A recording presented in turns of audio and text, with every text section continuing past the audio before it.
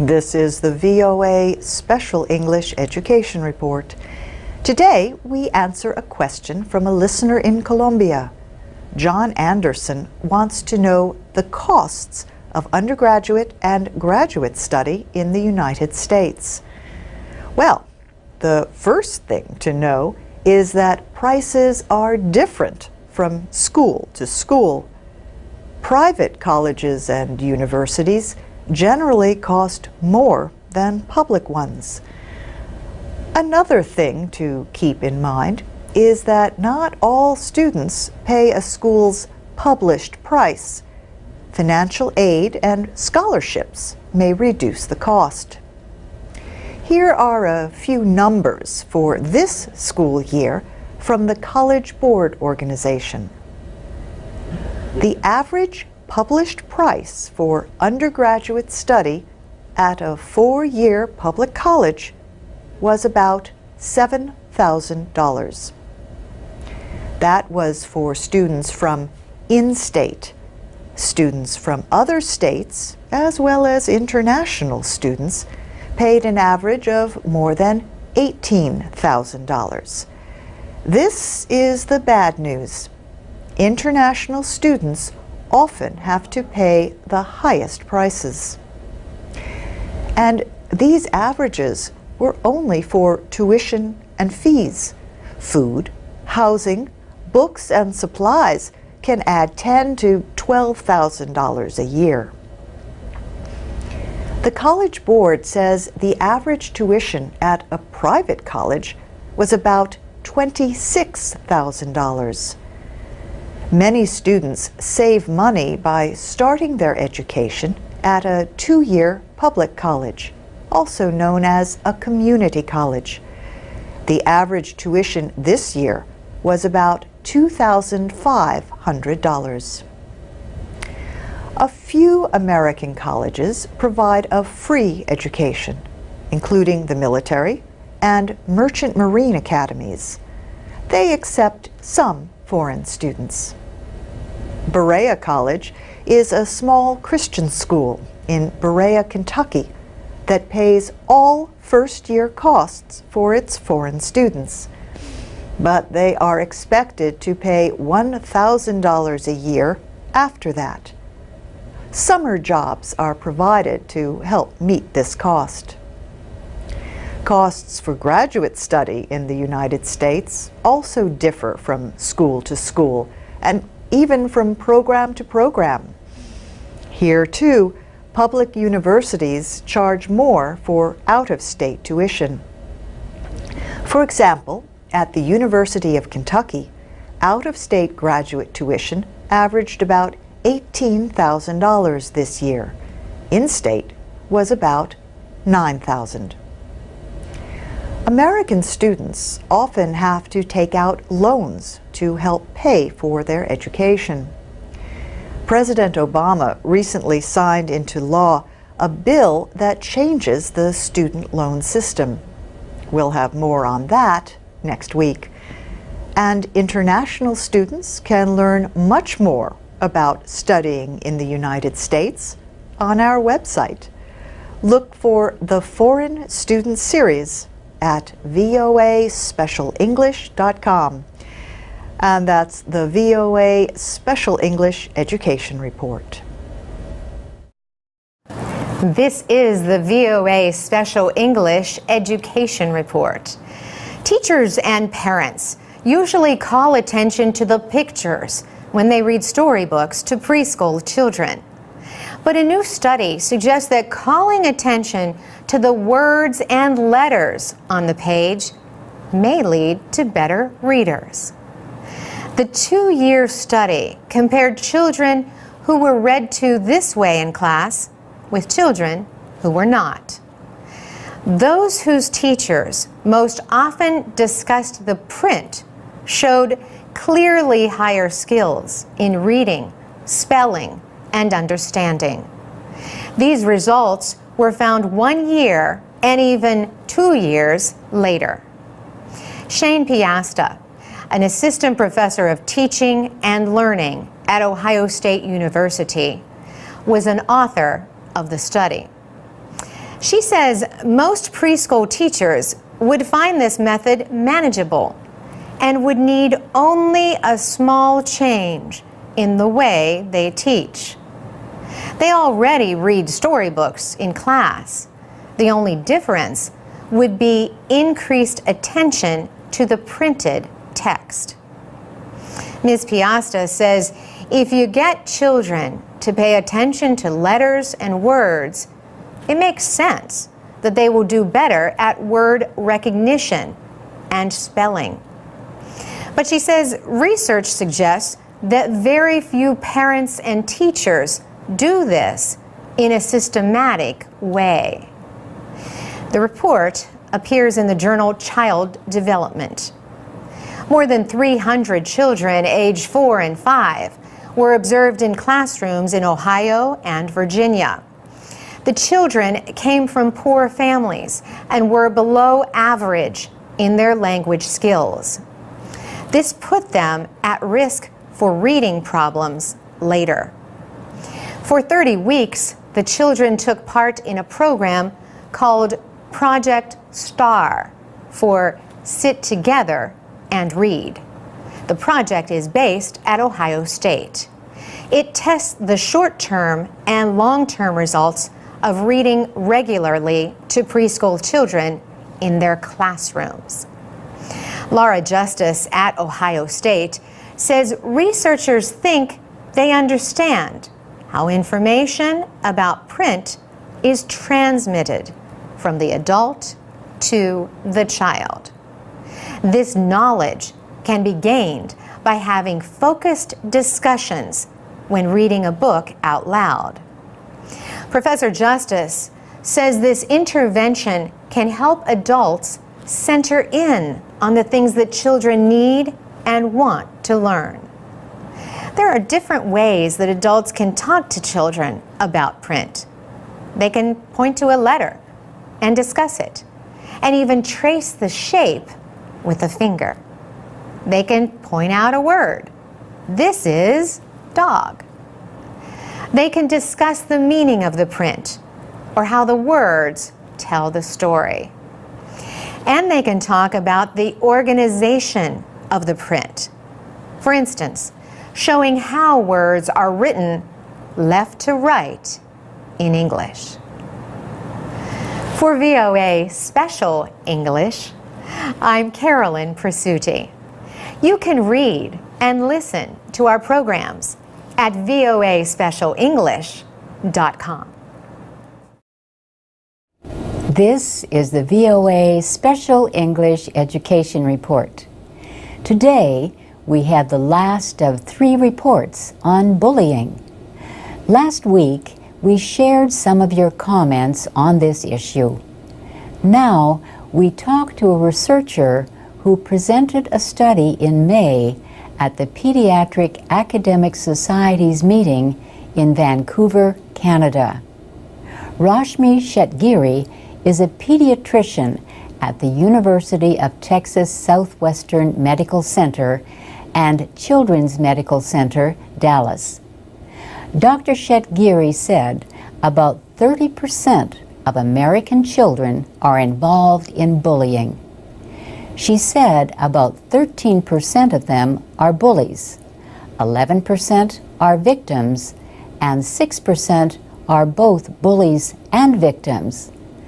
The new study led by Dr. Shetgiri shows that parents could help prevent bullying by improving communication and involvement with their children. The study identified factors that seem to increase or decrease the risk that a child will be a bully. She said children who have emotional or developmental problems or who have mothers who have poor mental health are more likely to be bullies. Older children and children who live in homes where their primary language is not English are less likely to be bullies.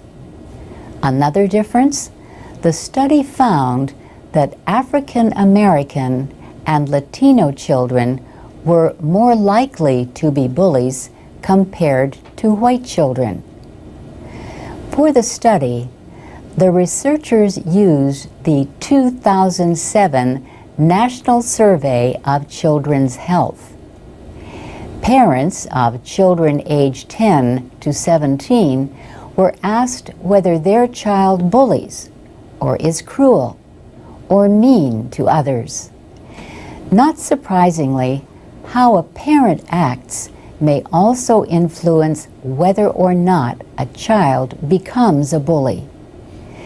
Parents who often get angry with their children and feel that the children often do things that bother them a lot are much more likely to have a child who becomes a bully. However, parents who share ideas with their children and talk with them are much less likely to have children who become bullies. University of Nebraska psychologist Susan Swearer says, communication between students and teachers can also reduce bullying. She says studies have shown improvement when students are taught about bullying and respectful behavior. Some programs also try to get people to intervene to stop bullying. Professor Swearer advises parents and teachers to try to get children to talk to them about being bullied. Otherwise, a child could feel hopeless and helpless to do anything about it. And that's the VOA Special English Education Report. I'm Alex Villarreal with the VOA Special English Education Report. No one likes to make mistakes, but a new study says organizations learn more from their failures than their successes and keep that knowledge longer. One of the researchers was Vinit Desai, an assistant professor at the University of Colorado Denver Business School. He worked with Peter Madsen from the Marriott School of Management at Brigham Young University in Utah. They did not find much long-term organizational learning from success. It is possible, they say. But Professor Desai says they found that knowledge gained from failure lasts for years. He says organizations should treat failures as a learning opportunity and not try to ignore them. The study looked at companies and organizations that launch satellites and other space vehicles. Professor Desai compared 2 American space shuttle flights.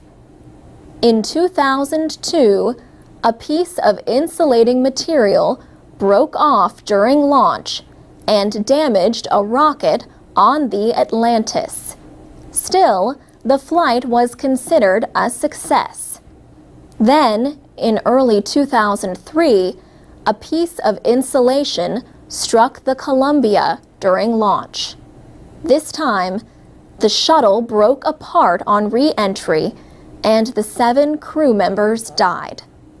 NASA officials suspended all flights, and an investigation led to suggested changes.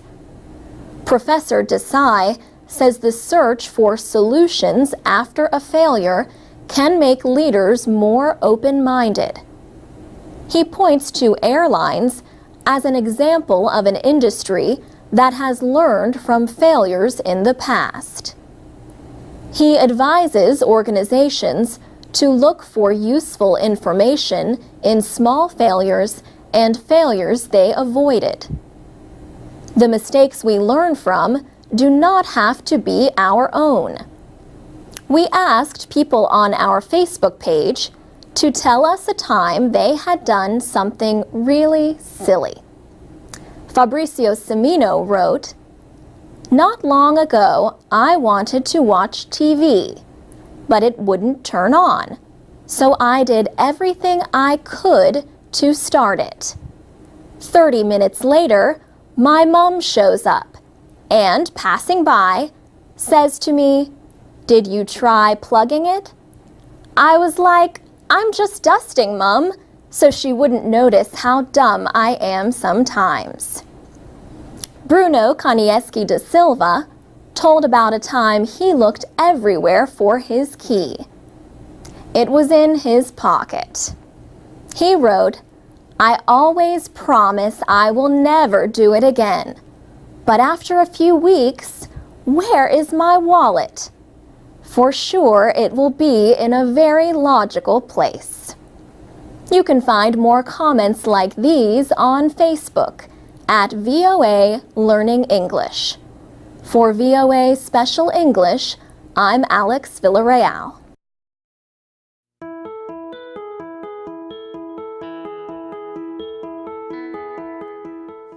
From VOA Learning English, this is Education. Immigration reform is a top policy goal this year in Washington. President Obama and a group of Democratic and Republican senators who have been preparing legislation agree on one thing. Millions of immigrants who are in the United States illegally will have to start learning English before they can begin the process of becoming legal residents. But school systems that face shrinking budgets are still cutting or eliminating English classes. Overcrowding is especially bad in California. That state is home to 1 of every 4 non-English speaking immigrants in the United States. But Margie McHugh of the Migration Policy Institute predicts a huge amount of unmet demand for English training all across the country. She says the current system is too limited. Until recently, California law provided money to be used just for adult education. But to help schools meet funding shortages, state legislators let them use that money for other programs. In Los Angeles, the adult education program has been cut by 75%. Once, the school district offered English at hundreds of neighborhood sites with day and evening classes. This year, the teaching hours will be reduced. California Governor Jerry Brown wants to take responsibility for adult education away from school districts.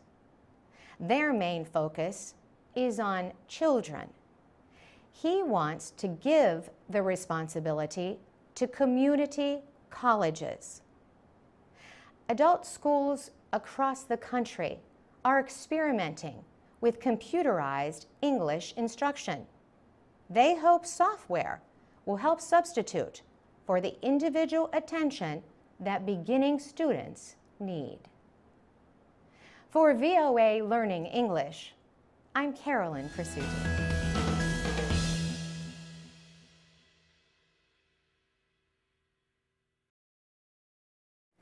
This is the VOA Special English Education Report.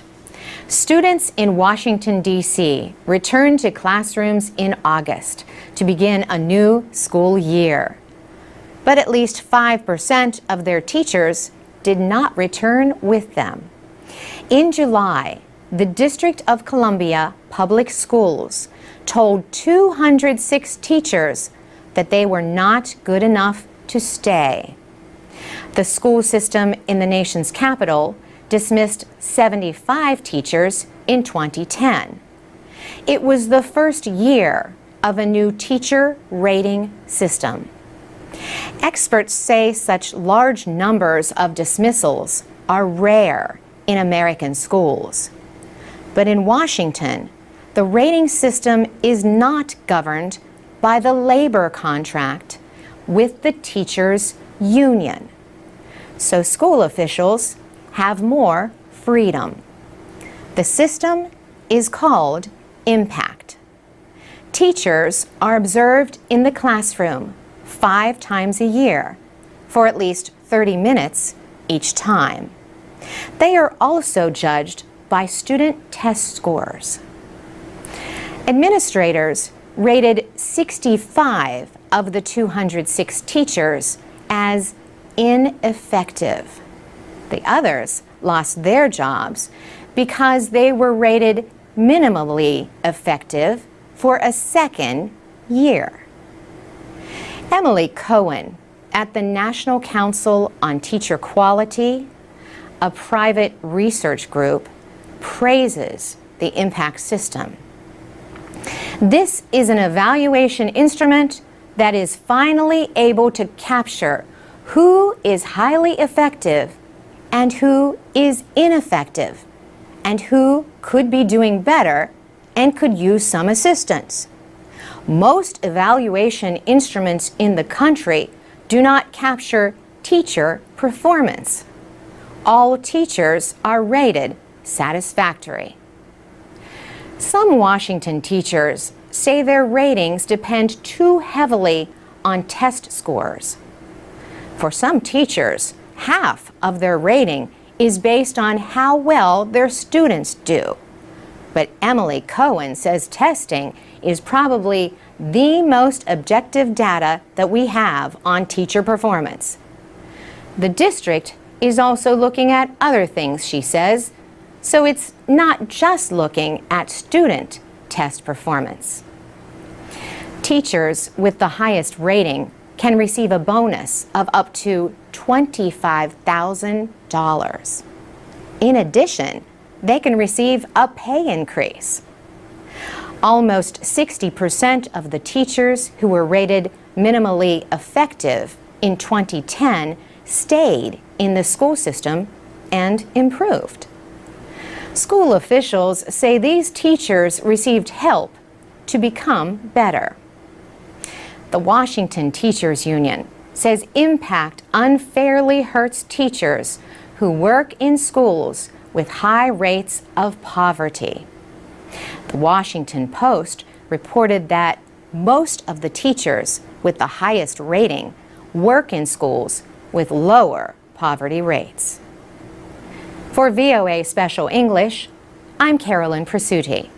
For more education news and to learn American English, go to voaspecialenglish.com. This is the VOA Special English Education Report. John Wooden died in June at the age of 99. He was one of the greatest 20th century Americans in sports. He was an excellent college basketball player. He led Purdue University to a national championship in 1932. After college, he was a high school coach. He also taught English for 9 years. But where he really made his mark was at the University of California, Los Angeles. He was head coach of men's basketball for 27 years. His teams won a record 10 national championships. These included 7 in a row during the late 1960s and early 70s. The Bruins have won just one other championship since then. He coached famous players like Kareem Abdul-Jabbar, known then as Lou Alcindor, and Bill Walton. Several years ago, Kareem Abdul-Jabbar spoke at a ceremony honoring John Wooden. He said, "Many top athletes worry that they will be exploited for their skills by their coach. But that was not the case with John Wooden. The coach was praised for how he taught the basics of the game, like passing, defense, and moving without the ball. but he also offered life lessons as a speaker and author. His books included The Self-Improvement Guide, Pyramid of Success. At a speaking event when he was already in his 90s, he explained that his father had taught him a few things about success. He said, "I was raised on a small farm in southern Indiana. Dad tried to teach me and my brothers that you should never try to be better than someone else. Always learn from others, and never cease trying to be the best you can be. That's under your control." Those words later helped him with his own definition of success. He said, "Peace of mind attained only through self-satisfaction and knowing you made the effort to do your best. I believe that is true. If you make the effort to do your best, trying to improve the situation that exists for you, I think that is success, and I do not think others can judge that." His wife of 53 years, Nell, died in 1985. At UCLA, the man known simply as Coach had a record of 620 wins and 147 losses. Current coach Ben Howland calls John Wooden the greatest coach in the history of basketball. And that's the VOA Special English Education Report. This is the VOA Special English Education Report. The International Baccalaureate Organization was founded in 1968. It works with schools in 143 countries to offer programs for students aged 13 to 19. These programs, it says, help develop the intellectual, personal, emotional, and social skills to live, learn, and work in a rapidly globalizing world. The organization says IB programs are in more than 3,000 schools. The majority of these schools offer IB diploma programs. High school students have to complete 6 courses, pass exams, and write a 20-page paper to earn an IB diploma. The courses are in humanities, science, arts, math, a second language, and their own language. Students can also attend special events. Recently, more than 300 IB diploma students from 13 countries attended a conference at the University of British Columbia in Canada. The 5-day conference was called The New Sustainability, Making Things Better, Not Just Less Bad. The students heard from professors, graduate students, activists, and others. One of the speakers was Drew Deutsch, director of IB Americas.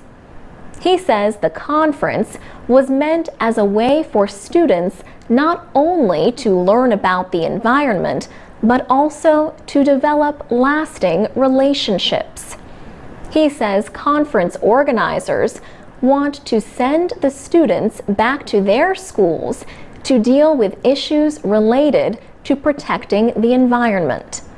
But he says they want these students to become students of the world and to form bonds with peers their own age from around the world. He adds that with social networking and other tools, these relationships can last a lifetime. 17-year-old Itzel Chavez is a student at the International School of Beaverton in the American state of Oregon. She was one of 21 IB students who received scholarships to attend the conference. She said, I applied for a scholarship and I had to write an essay. Her school chose only one person, and she got to attend.